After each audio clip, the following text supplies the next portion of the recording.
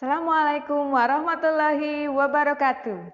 Selamat pagi anak-anak, apa kabar? Semoga kalian selalu dalam lindungan Allah Subhanahu wa taala. Sebelum belajar, kita ikuti petunjuk dulu. Yang pertama, jangan lupa berdoa. Kemudian, kerjakan setiap bagian sesuai dengan petunjuk yang sudah diberikan. Silahkan bertanya kepada orang-orang yang ada di sekelilingmu bila ada yang kurang dipahami. Yang kemudian, hubungi gurumu bila mengalami kesulitan dalam memahami beban bahan belajar kali ini. Selamat belajar ya.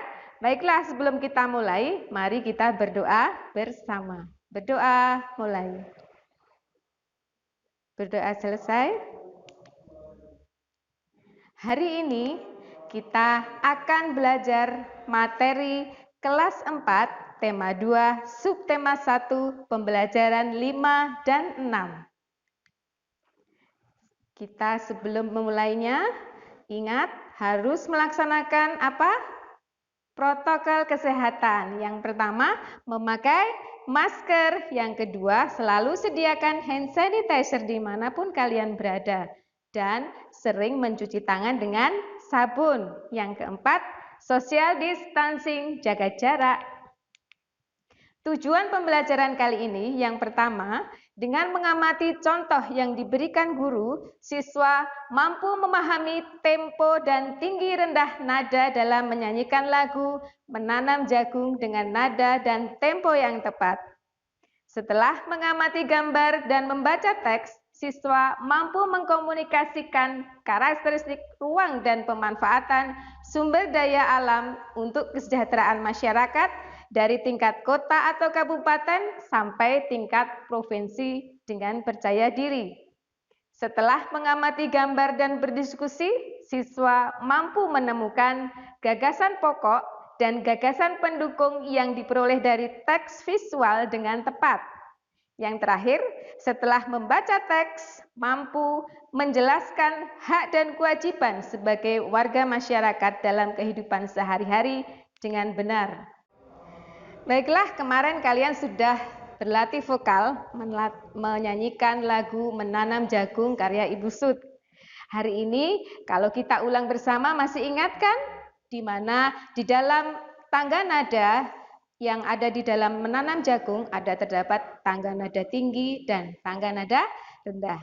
Kita ulangi bersama, bernyanyi bersama Bu Guru. Baiklah, 1, 2, 3. Ayo kawan kita bersama menanam jagung di kebun kita. Ambil cangkulmu, ambil pangkurmu, kita bekerja tak jemu-jemu. Cangkul, cangkul, cangkul yang dalam, tanahnya longgar, jagungku tanam. Beri pupuk supaya subur, tanamkan benih dengan teratur. Jagungnya besar, lebat buahnya, tentu berguna bagi semua. Cangkul, cangkul, aku gembira menanam jagung di kebun kita. Sudah bisa kan? Kalian nanti boleh mengulangi bersama dengan adik atau kakak kalian. Selanjutnya, amati gambar berikut. Ada gambar apa di situ? Ya, gambar ikan. Ikan yang sedang apa? Ikan yang sedang dijemur. Kira-kira tahukah sumber energi apa yang digunakan untuk mengeringkan ikan? Diskusikan dengan orang tuamu atau adik atau kakakmu atau kalau ada temanmu yang sedang bermain tentang sumber energi apa yang digunakan untuk mengeringkan ikan. Tulis kesimpulannya dari hasil diskusimu pada kolom berikut. Pasti bisa kan? Gampang. Tahukah kamu bahwa Indonesia merupakan salah satu negara kepulauan terbesar di dunia? Sebagian besar wilayah Indonesia adalah kawasan kepulauan dengan sumber daya yang sangat tinggi dan nilai ekonomisnya. Salah satu contohnya adalah Banyuwangi. Panjang garis pantai kabupaten yang berada di paling ujung Pulau Jawa ini sekitar 175 km. Dengan potensi besarnya, Banyuwangi konsisten menjadi penghasil ikan laut terbesar setelah Bagan Si Api-api. Dan bahkan hingga kini masih terus mendominasi hasil perikanan di Indonesia, baik perikanan tangkap maupun industri perikanan lainnya.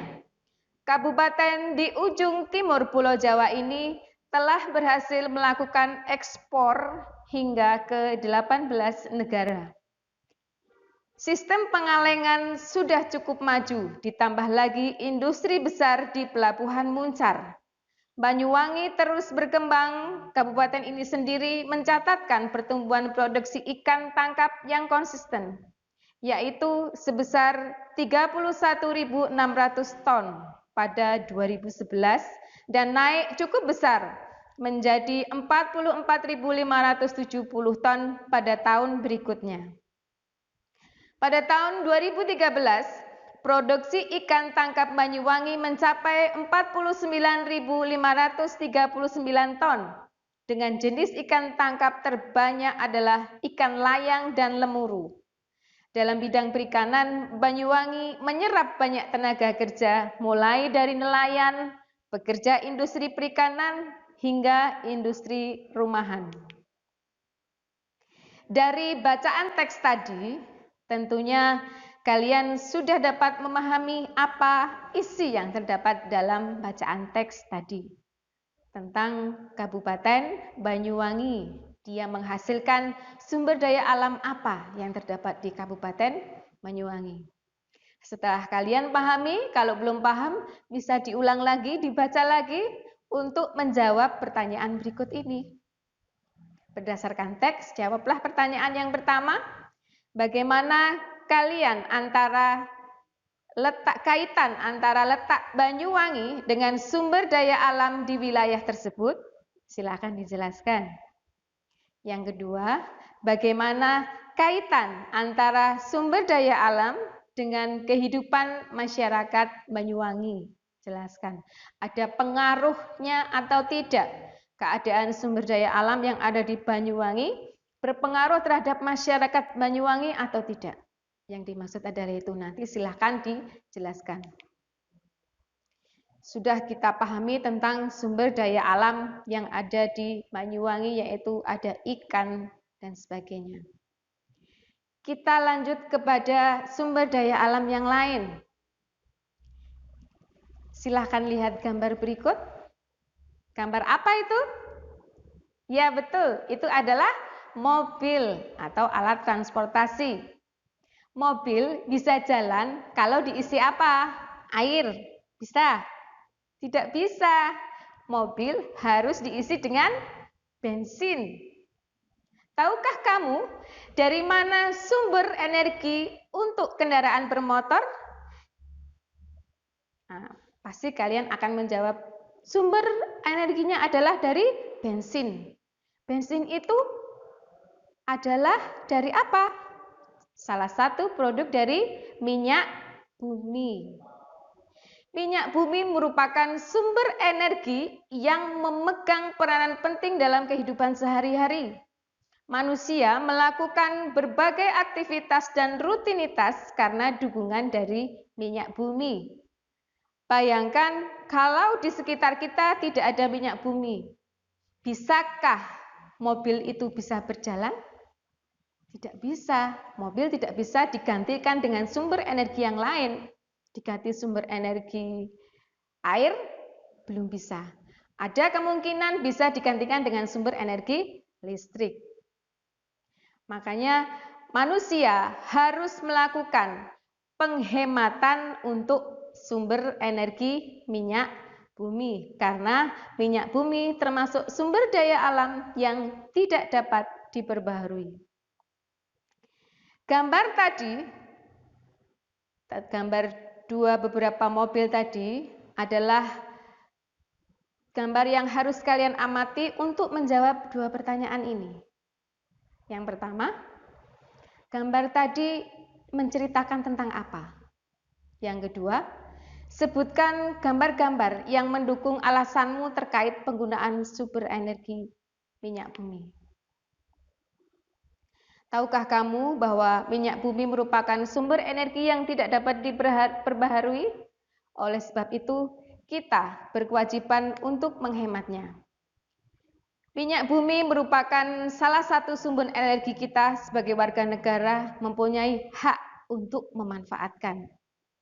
Minyak bumi dalam mendukung aktivitas sehari-hari, namun di sisi lain kita juga mempunyai kewajiban untuk menghemat penggunaan minyak bumi.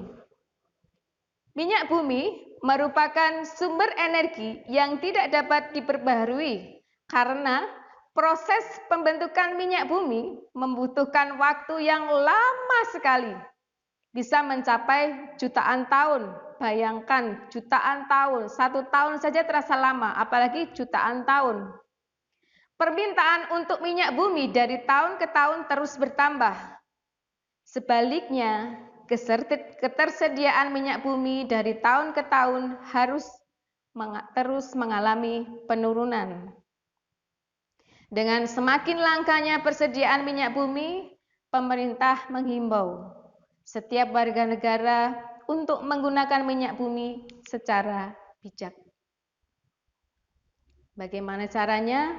Dengan berhemat. Kalau kita pergi jaraknya dekat, tidak perlu menggunakan kendaraan bermotor, cukup berjalan kaki. Atau yang sedang marak selama ini, kita semua sedang marak bersepeda, itu akan lebih menghemat minyak bumi. Salah satu cara untuk menghemat minyak bumi adalah dengan jalan kaki dan bersepeda. Dengan begitu, penggunaan minyak bumi akan berkurang. Kalau kita akan perjalanan jauh, baru kita menggunakan kendaraan bermotor. Kalau hanya dekat, bisa kita gunakan jalan kaki saja atau menggunakan sepeda. Baiklah, jawablah pertanyaan di bawah ini berdasarkan bacaan tadi di atas. Ada 5 pertanyaan. Sebagai warga negara, mempunyai hak untuk memanfaatkan minyak bumi adalah mendukung kegiatan sehari-hari. Karena apa maksud dari pernyataan tersebut? Sebagai warga negara mempunyai hak untuk memanfaatkan minyak bumi untuk mendukung kegiatan sehari-hari. Apa maksud dari pernyataan tersebut? Yang kedua, apa yang terjadi jika warga negara tidak mendapatkan haknya? Warga negara tidak mendapatkan haknya, berarti warga negara tidak boleh menggunakan minyak bumi. Apa yang akan terjadi? Yang ketiga, kita sebagai warga negara berkewajiban untuk menghemat penggunaan minyak bumi. Apa maksud dari perkataan tersebut? Kenapa kita warga negara wajib untuk menghemat penggunaan minyak bumi? Yang keempat, apa yang terjadi jika kita tidak menjalankan kewajiban dengan baik? Jelaskan. Yang terakhir, berikanlah contoh cara memanfaatkan minyak bumi secara bijak. 5 pertanyaan tersebut nanti dijawab, kemudian difoto dan dikirimkan kepada Bapak Ibu gurumu, bisa dikirimkan melalui grup WA atau grup Classroom. Sudah jelas semuanya? Hari ini kita sudah belajar banyak hal. Apa saja yang sudah kita pelajari hari ini? Ya, yang pertama, kalian tadi sudah belajar bernyanyi lagu Menanam Jagung, sehingga paham tentang tinggi rendah nada dalam notasi angkanya. Yang kedua, kalian sudah mampu mengkomunikasikan karakteristik, ruang dan pemanfaatan sumber daya alam untuk kesejahteraan masyarakat dari tingkat kota, kabupaten, sampai tingkat provinsi. Yang ketiga, setelah membaca teks dan mengamati gambar visual, kalian mampu menjelaskan hak dan kewajiban sebagai warga dalam kehidupan sehari-hari dengan benar. Untuk materi besok, kita akan belajar materi kelas 4, tema 2, subtema 2, pembelajaran 1.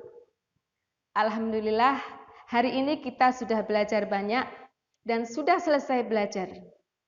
Semoga apa yang kita dapatkan pada hari ini bermanfaat. Kerjakan sesuai petunjuk. Apabila masih belum paham, silakan bertanya kepada orang tuamu. Kalau masih belum paham lagi, silakan bertanya kepada gurumu. Ibu akhiri, wassalamualaikum warahmatullahi wabarakatuh. Sampai jumpa di pembelajaran berikutnya.